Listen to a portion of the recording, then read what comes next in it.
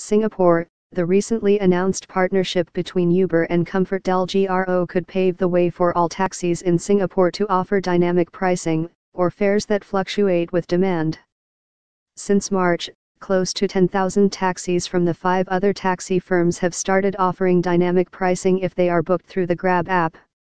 In an interview with the Straits Times earlier this month, Uber Singapore General Manager Warren Tseng raised the possibility of ComfortDelGro taxis also being priced dynamically, if booked through an Uber app.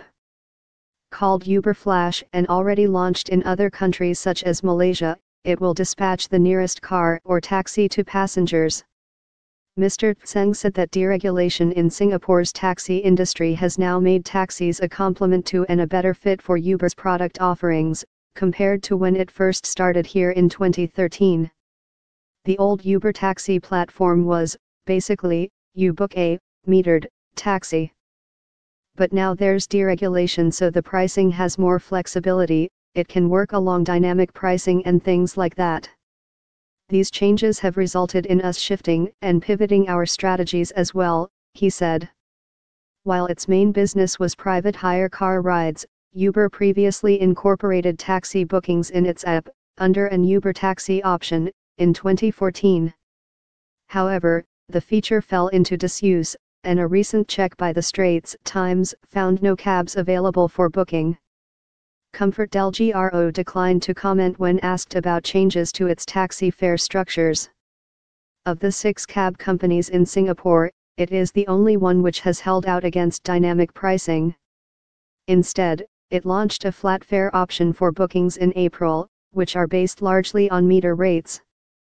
On December 8, ComfortDelGro announced plans to acquire a 51% stake in Indiana Uber's rental car subsidiary, Lion City Holdings.